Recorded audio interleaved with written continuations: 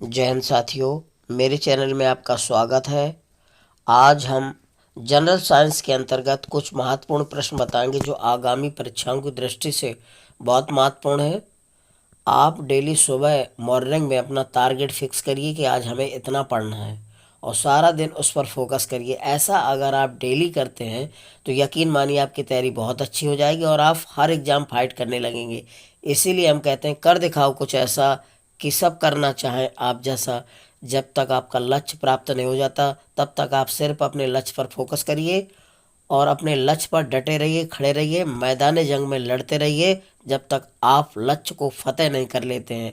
आपको एक वृक्ष की तरह अटल रहना है। अब देखिएगा पहला प्रश्न, एक गिलास पानी पीने से कितनी कैलोरी ऊर्जा मिलती है? एक गिलास पानी पीने से कितनी कैलोरी ऊर्जा मिलती है? तो पानी जो होता है कैलोरी फ्री होता है, उसमें कोई कैलोरी नहीं होती, यानी कि कोई ऊर्जा नहीं होती है। ठीक है, ध्यान रखना। एक गिलास पानी पीने से कितनी कैलोरी होती है, मिलती है? तो वो पानी जो होता है कैलोरी फ्री होता है, उसमें कोई कैलोरी नहीं होती, इसलिए शून्य शून्य हो जाएगा। ध्यान रखना, तो पहला विकल्प राइट हो जाएगा इसका। ठीक है, पानी में कोई ऊर्जा नहीं होती इसलिए शून्य कैलोरी होती है, तो पहला विकल्प सही हो जाएगा। अगला है, मानव शरीर का समान तापक्रम 98.4 फ़ारेनहाइट है। इसके बराबर सी सेल्सियस में तापक्रम है, यानी कि सेंटीग्रेड में पूछ रहा है, फ़ारेनहाइट में दिया है और सेल्सियस में पूछ रहा है कि कितना तापक्रम होगा एक स्वस्थ मनुष्य के शरीर का। तो ध्यान रखना, अगर सेल्सियस में पूछता है तो ये होता है 36.9 सेंटीग्रेड, या इसी को कहीं कहीं लिखा रहता है 37 सेंटीग्रेड लिख सकते हैं। ध्यान रखना, 36.9 सेंटीग्रेड होता है सेल्सियस या 37 सेल्सियस। तो इसमें 37 तो दिया नहीं है, 36.89 दिया गया है, तो बी विकल्प सही हो जाएगा। ठीक है, अगर आप इसको बदलना चाहें तो इसका फार्मूला होता है सी सेंटीग्रेड बराबर होता है, ध्यान रखिएगा हमेशा, F-32/9 होता है और गुणा 5 होता है। ध्यान रखना, जहाँ ऐप क्या है, फ़ारेनहाइट है, ध्यान रखना है फ़ारेनहाइट में लिखा है, तो ऐप की जगह ये रख दीजिए, घटा दीजिए, 5 का गुणा करके 9 का भाग कर दीजिए, तो 36.89 सेल्सियस आ जाएगा। बी विकल्प से हो जाएगा, ध्यान रखना। सी बराबर होता है F-32/9 गुणे 5। ठीक है, अगला प्रश्न देखिए, लौंग है, क्या लौंग? तने की गांठें हैं, जड़े की गांठें हैं, पत्तियां हैं, सूखे फल हैं। तो लौंग एक पुष्पकलिका होती है, यानी कि सूखे फल होता है। ध्यान रखना, लौंग क्या होती है, कहीं कहीं दिया रहता है पुष्पकलिका और इसमें दिया है सूखे फल। तो लौंग एक प्रकार के क्या होते हैं, सूखे फल होते हैं, इसी को बोला जाता है पुष्पकलिका। तो इसका डी राइट आंसर हो जाएगा। कौन सा? डी राइट आंसर हो जाएगा।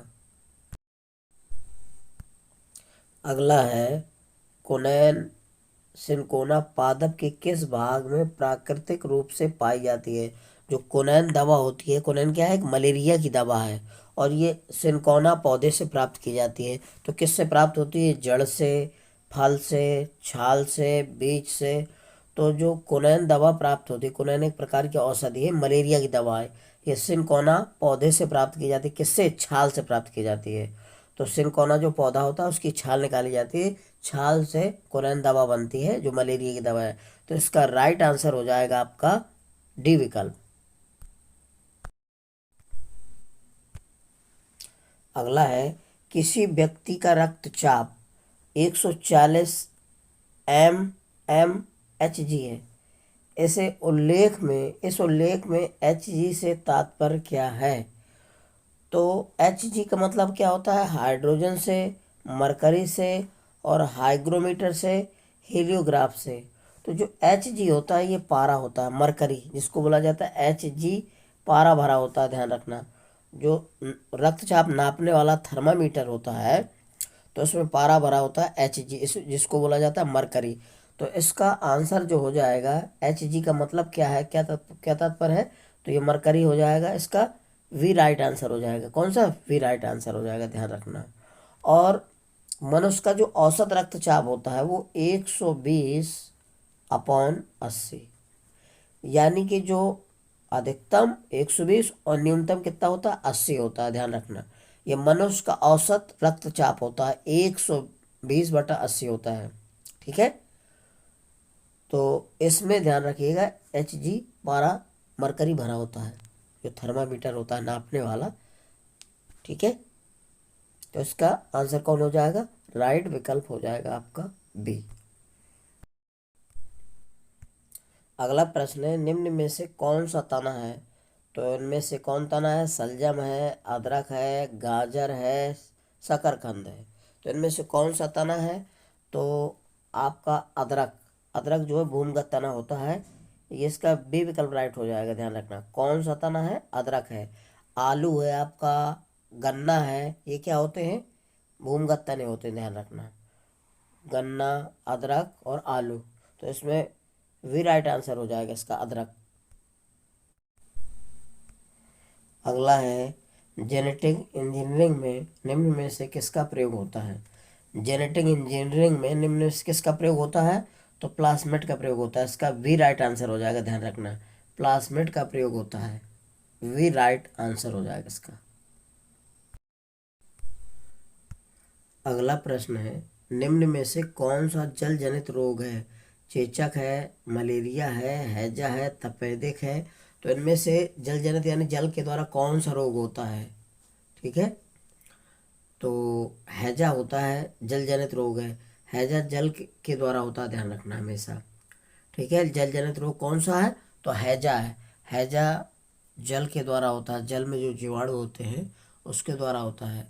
तो हैजा एक कैसा संक्रामक आंत शोथ रोग है, जो वाइब्रो कॉली नामक जीवाणु के द्वारा होता है। ध्यान रखना, ये मनुष्य के दूषित पानी पीने से या दूषित भोजन करने से होता है। तो हैजा हो जाएगा इसका। जल जनित रोग कौन सा? हैजा। तो उसका राइट आंसर हो जाएगा सी। अगला प्रश्न है, यदि कोई मानवीय रोग विश्व के बृहद क्षेत्र में फैलता है तो उसे क्या कहते हैं? यानी कि ज़्यादा मात्रा में फैल जाता है, पूरे विश्व में फैलता है, विशाल रूप ले लेता है, तो उसे क्या कहते हैं? यदि कोई मानवीय रोग विश्व के बृहद क्षेत्र में फैल जाता है तो उसे क्या कहते हैं? Pandemic, epidemic, endemic, epizootic. तो इनमें से बताइए कौन सा ये है? तो ये पेंडेमिक पहला राइट आंसर हो जाएगा इसका। ध्यान रखना, जब कोई बीमारी या रोग विशाल रूप ले लेता है, अधिक जगह फैलता है, तो उसे कहते हैं पेंडेमिक। यानी कि इसका राइट आंसर ए हो जाएगा। ठीक है, ध्यान रखना। अगला प्रश्न है, मानव गुर्दे में पथरी निम्न में से किसकी वजह से बनती है? यानी कि पथरी क्या है? पथरी किसका रूप है? ये किसके कारण बनती है? पथरी में क्या होता है? कैल्शियम एसीटेट पहला, कैल्शियम ऑक्जेलेट, सोडियम एसीटेट और सोडियम बेंजोएट।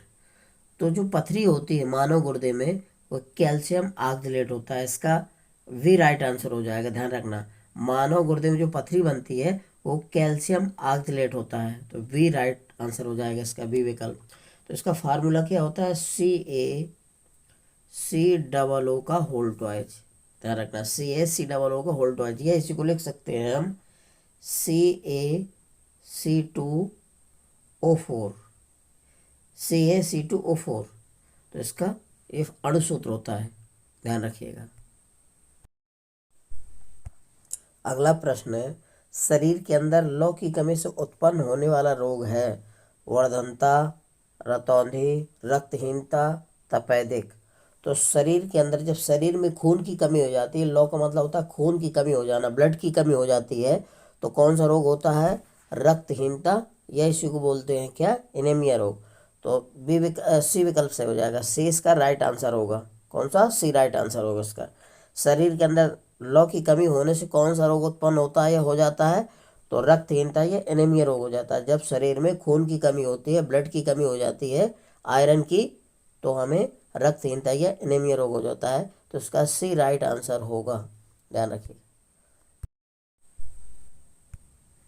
अगला प्रश्न है, बासमती चावल के दाने पकने पर लंबे हो जाते हैं क्योंकि उसमें बहुल मात्रा में यानी अधिक मात्रा में क्या पाया जाता है? लाइसिन का, एमाइलोज का, शर्करा का और तेल का। तो जो बासमती चावल होते हैं तो उसमें ध्यान रखना क्या पाया जाता है, एमाइलेज पाया जाता है, ऐसे को एमाइलोज बोला जाता है। तो वी राइट आंसर हो जाएगा, इसका ध्यान रखना। अब चावल में दो प्रकार के स्टार्च पाए जाते हैं, एक एमाइलोज और दूसरा होता है एमाइलोपेक्टुएन, ध्यान रखना। दो प्रकार के स्टार्च पाए जाते हैं, एमाइलोज और एमाइलोपेक्टुएन। तो अब जो लंबे चावल होते हैं उनमें एमाइलोज पाया जाता है, और जो छोटे चावल होते हैं, लंबे चावल का, तो जैसे बासमती चावल, तो बासमती चावल में एमाइलोज पाया जाता है। और जो छोटे दाने होते हैं, छोटे चावल, तो उनमें क्या पाया जाता है, इमाइलोपेक्टुएन पाया जाता है, ध्यान रखना। तो इसका वी विकल्प राइट हो जाएगा, इसका वी राइट आंसर होगा। अगला है, निम्न प्रजातियों में से कौन सी दांत वाली व्हेलों में विशालतम है, यानी सबसे बड़ी व्हेल कौन सी है जिनके दांत पाए जाते हैं। तो फिनबैक व्हेल, व्हेल व्हेल और स्पर्म व्हेल और हम्पबैक व्हेल। तो स्पर्म व्हेल सबसे बड़ी होती है, विशाल होती है, तो इसका सी राइट आंसर हो जाएगा। अगला है, जब डॉक्टर किसी को कहता है कि उसे टेट्राप्लेजिया हो गया है, तो इसका आशय होता है कि उसे पक्षघात हो गया है। इसका क्या कारण है, कौन से अंगों में होता है। जब डॉक्टर किसी को कहता है कि उसे टेट्राप्लेजिया हो गया है, तो इसका उसका आशय होता है कि उसे पक्षघात हो गया है। केवल दाएं हाथ का, केवल बाएं हाथ का, केवल दोनों पैरों का, और ये दोनों हाथों दोनों पैरों का। तो टेट्राप्लेजिया दोनों हाथों और दोनों पैरों से संबंधित होता है, ध्यान रखना। दोनों हाथों और दोनों पैरों से संबंधित होता है। इसे क्वाड्रिया प्लेजिया भी कहते हैं, इसे क्वाड्रिया प्लेजिया भी कहा जाता है, इसको ध्यान रखना। इसमें यह एक ऐसी अवस्था होती है जिसमें चोट या बीमारी के कारण शरीर के निचले हिस्से दोनों पैरों में पक्षघात हो जाता है, ध्यान रखना। तो ये दोनों हाथों और दोनों पैरों से संबंधित है। तो टेट्राप्लेजिया को दूसरा नाम क्या है, क्वाड्रिया प्लेजिया भी कहते हैं, इसको ध्यान रखना, ठीक है। दोनों हाथों और दोनों पैरों से संबंधित है, तो डी राइट आंसर हो जाएगा इसका, कौन सा, डी राइट आंसर होगा। अगला है, कांसा मिश्रित धातु है, तांबा एवं टीन का, तांबा एवं चांदी का, तांबा एवं जस्ता का, तांबा एवं सीसा का। जो कांसा मिश्र धातु है किससे मिलकर बनती है कांसा, तो कांसा जो है मिश्रित धातु होती है तांबा और टीन से, तांबा और टीन से मिलकर कांसा धातु बनती है, ध्यान रखना। तो इसका ए राइट आंसर हो जाएगा। अब इसमें तांबा जो होता है 88% होता है, और 12% जो होता है टिन होता है, टिन, ठीक है। इसका प्रतीक होता है Cu कापर का, और टिन का होता है Sn। तो कापर और Sn मिलकर बनता है कांसा मिश्र धातु, तो इसका राइट आंसर हो जाएगा ए। अगला है, बॉक्साइट एक्स है, लोहे का, एल्यूमिनियम का, तांबे का, सोने का। तो बॉक्साइट जो एक्स होता है वो एल्युमिनियम का होता है, ध्यान रखना, किसका। तो इसका राइट आंसर हो जाएगा बी, तो एल्युमिनियम हो जाएगा, ध्यान रखना। इसका सूत्र होता है Al2O3 × 2H2O, Al2O3 2H2O, ये होता है बॉक्साइट का अणु सूत्र, ध्यान रखना। तो बॉक्साइट एक्स किसका है, एल्युमिनियम का, इसका सूत्र होता है Al2O3 × 2H2O। अगला है, निम्नलिखित में से कौन सा अर्धचालक है। निम्न प्रश्न, ये जो प्रश्न दिया है कह रहा है निम्न में से कौन सा अर्धचालक है। प्लास्टिक है, एल्यूमिनियम है, लकड़ी है, जर्मेनियम है। तो जर्मेनियम और सिलिकॉन अर्धचालक होते हैं, ध्यान रखना। तो इनमें से अर्धचालक कौन सा हो जाएगा, जर्मेनियम, यानी कि डी राइट आंसर हो जाएगा। जर्मेनियम और सिलिकॉन, ध्यान रखना, अर्धचालक होते हैं, तो ये क्या हो जाएगा, जर्मेनियम सही हो जाएगा इसका आंसर। राइट आंसर होगा कौन, डी। अगला प्रश्न है, दृष्टि दोष मायोपिया वाला व्यक्ति देख सकता है, यानी कि जो निकट दृष्टि दोष होता है, निकट दृष्टि दोष को मायोपिया बोला जाता है। तो निकट दृष्टि दोष वाला व्यक्ति क्या कर सकता है, नजदीक स्थित वस्तु को स्पष्ट देख सकता है। तो जब निकट दृष्टि दोष होता है तो व्यक्ति निकट की वस्तु को स्पष्ट देख पाता है, दूर की वस्तु को स्पष्ट नहीं देख पाता। तो निकट दृष्टि दोष को मायोपिया कहते हैं, अंग्रेजी में ध्यान रखना। तो इसका राइट आंसर हो जाएगा पहला, ठीक है। या नजदीक स्थित वस्तु को स्पष्ट देख सकता है। तो जो निकट दृष्टि दोष होता है वो निकट की वस्तु को देख सकता है, दूर की वस्तु को नहीं देख सकता। और मायोपिया जो है निकट दृष्टि दोष से संबंधित है। और निकट दृष्टि दोष को दूर करने के लिए अवतल लेंस का बना चश्मा प्रयोग किया जाता है। निकट दृष्टि दोष को कैसे दूर करते हैं, अवतल लेंस से। तो इसका राइट आंसर हो जाएगा पहला।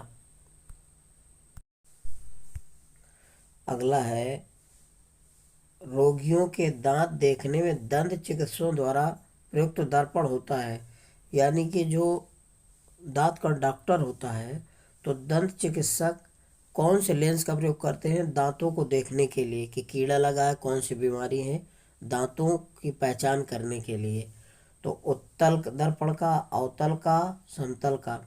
तो दंत चिकित्सक जो है दांतों को देखने के लिए अवतल दर्पण का प्रयोग करते हैं। इसी अवतल दर्पण को बोला जाता है नतोदर शीशा, नतोदर दर्पण बोला जाता है, नतोदर। अवतल दर्पण का प्रयोग करते हैं दंत चिकित्सक, ठीक है, दांतों को देखने के लिए। तो इसका राइट आंसर हो जाएगा बी विकल्प। अगला है, नैनो प्लग संबंधित है एक छोटी बुलेट से, एक छोटे सुनने के यंत्र से, एक छोटे रॉकेट लॉन्चर से, उपरोक्त में से किसी से नहीं। तो नैनो प्लग क्या है, किससे संबंधित है।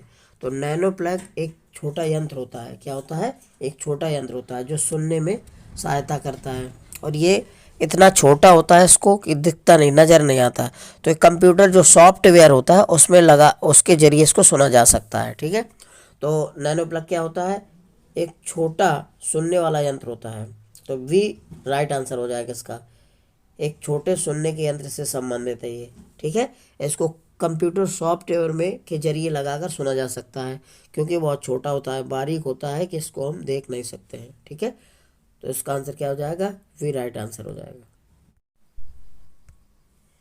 अगला है, अफीम का मुख्य अवयव है मार्फिन, हेरोइन, एट्रोपिन, क्यूनिन। तो अफीम का मुख्य अवयव होता है मार्फिन, इसका ए विकल्प राइट हो जाएगा। अफीम का मुख्य अवयव कौन होता है, मार्फिन। हेरोइन भी होता है लेकिन मुख्य अवयव पूछा है तो मार्फिन हो जाएगा, इसका राइट आंसर ए हो जाएगा।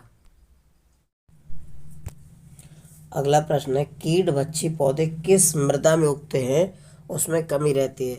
तो कीट भक्षी पौधे कहाँ उगते हैं, तो ऐसी जगह उगते हैं जहाँ नाइट्रोजन की कमी होती है। पौधे, कीट भक्षी पौधे कहाँ उगते हैं, कीट भक्षी पौधे ऐसी जगह उगते हैं जहाँ नाइट्रोजन का अभाव होता है, जहाँ नाइट्रोजन नहीं पाई जाती, ध्यान रखना। तो इसका सी राइट आंसर हो जाएगा। अगला प्रश्न है, विटामिन 12 में निम्नलिखित में से कौन सी धातु मौजूद होती है। ये ना कहने का मतलब है विटामिन 12 जो होता है, विटामिन 12, उसमें कौन सी धातु पाई जाती है। तो कोबाल्ट है, लौह है, जस्ता है, मैग्नीशियम है। तो विटामिन 12 में कोबाल्ट धातु पाई जाती है। कौन सी, कोबाल्ट, CO, इसका प्रतीक होता है CO। तो विटामिन बी में कौन सी धातु मौजूद होती है, कोबाल्ट, CO। इसका राइट आंसर ए हो जाएगा, ठीक है। अगला है, आकाश का नीला रंग इस कारण से होता है। यानी आकाश का रंग नीला क्यों दिखाई देता है, इसका क्या कारण है, ठीक है। तो इसका मेन कारण होता है प्रकाश का प्रकीर्णन। प्रकाश के प्रकीर्णन के कारण ही आकाश का रंग नीला दिखाई देता है। तो इसका राइट आंसर हो जाएगा पहला विकल्प, ठीक है। यदि मेरा वीडियो आपको अच्छा लग रहा है तो मेरे वीडियो को लाइक और सब्सक्राइब अवश्य करिए। जय हिंद।